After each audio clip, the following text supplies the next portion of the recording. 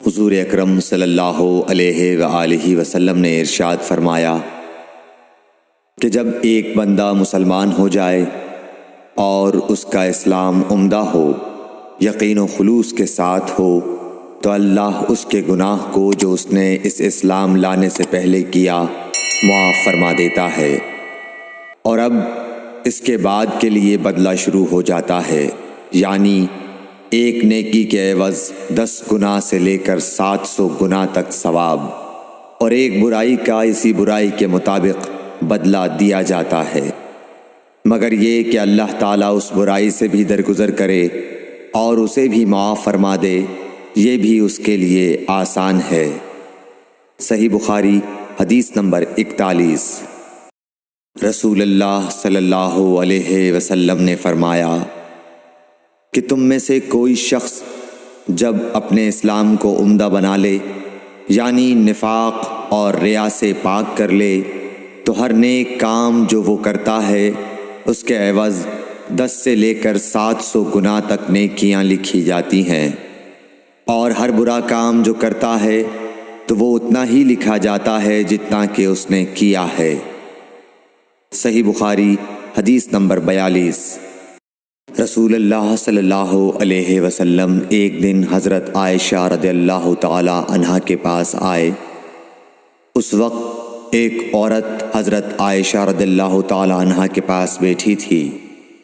آپ صلی اللہ علیہ وسلم نے دریافت کیا، یہ کون ہے؟ عرض کیا، فلاں عورت، اور اس کی نماز کے اشتیاق اور پابندی کا ذکر کیا۔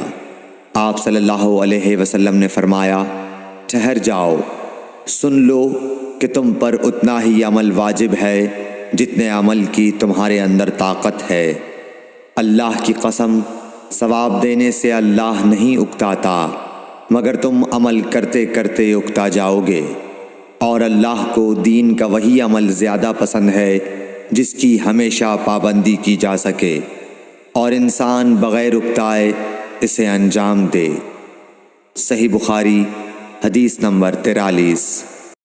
رسول اللہ صلی اللہ علیہ وسلم نے فرمایا، جس شخص نے لا الہ الا اللہ کہہ لیا اور اس کے دل میں جو برابر بھی ایمان ہے، تو وہ ایک نہ ایک دن دوزخ سے ضرور نکلے گا، اور دوزخ سے وہ شخص بھی ضرور نکلے گا جس نے کلمہ پڑھا اور اس کے دل میں گیہوں کے دانے برابر خیر ہے، اور دوزخ سے وہ بھی نکلے گا جس نے کلمہ پڑھا اور اس کے دل میں ایک ذرہ برابر بھی خیر ہے۔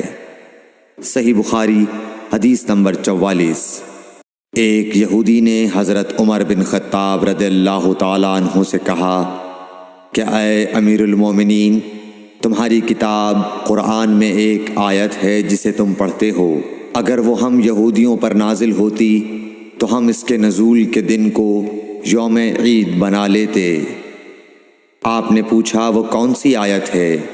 اس نے جواب دیا، سورہ مائدہ کی آیت کہ آج میں نے تمہارے دین کو مکمل کر دیا اور اپنی نعمت تم پر تمام کر دی اور تمہارے لیے دین اسلام پسند کیا۔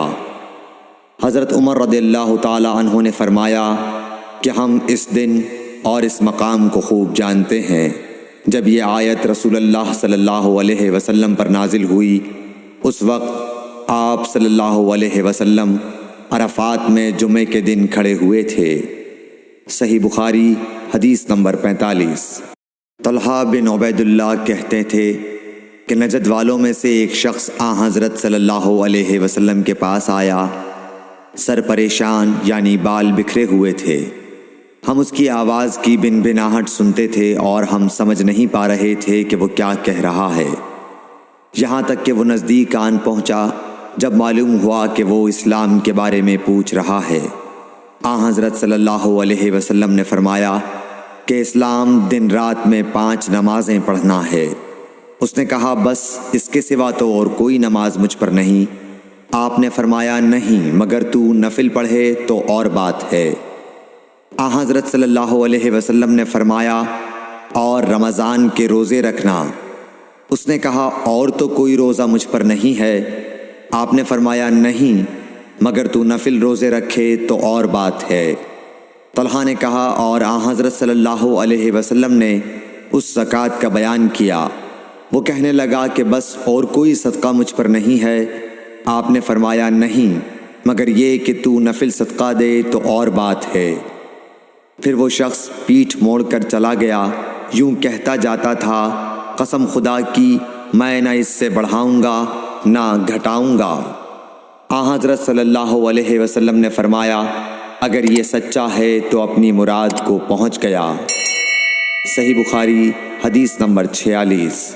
آن حضرت صلی اللہ علیہ وسلم نے فرمایا، جو کوئی ایمان رکھ کر اور ثواب کی نیت سے کسی مسلمان کے جنازے کے ساتھ جائے اور نماز اور دفن سے فراغت ہونے تک اس کے ساتھ رہے تو وہ 2 قیرات ثواب لے کر لوٹے گا۔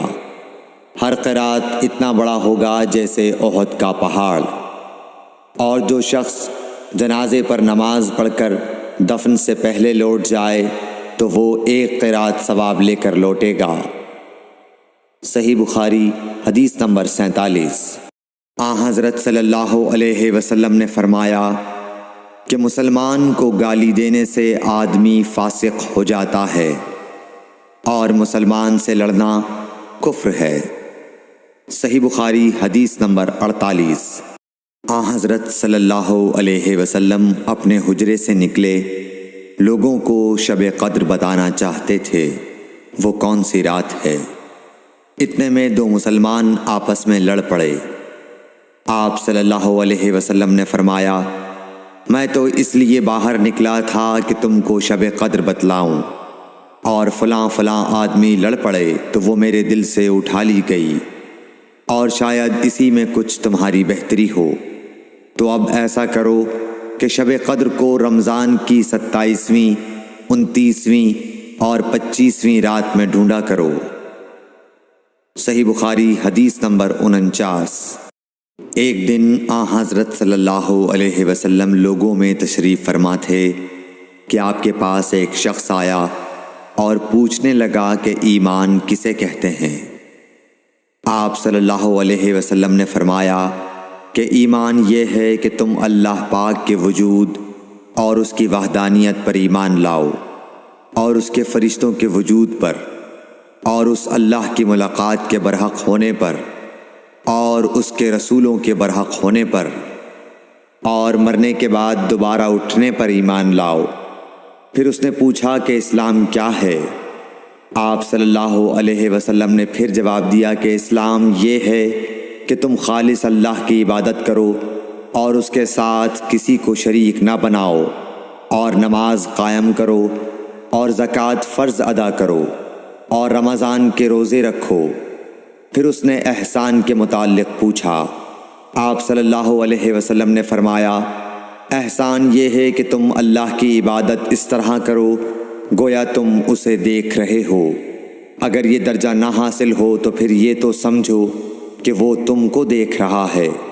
پھر اس نے پوچھا کہ قیامت کب آئے گی؟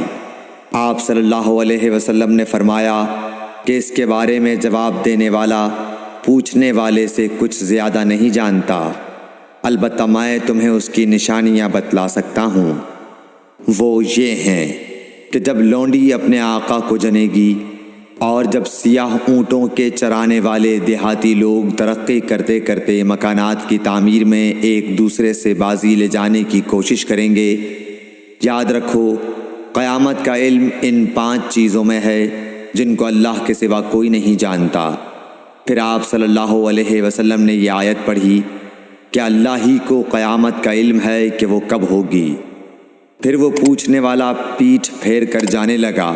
آپ نے فرمایا کہ اسے واپس بلا کر لاؤ۔ لوگ دوڑ پڑے مگر وہ کہیں نظر نہیں آیا۔ آپ صلی اللہ علیہ وسلم نے فرمایا کہ یہ جبرائیل علیہ السلام تھے جو لوگوں کو ان کا دین سکھانے آئے تھے۔ صحیح بخاری حدیث نمبر 50۔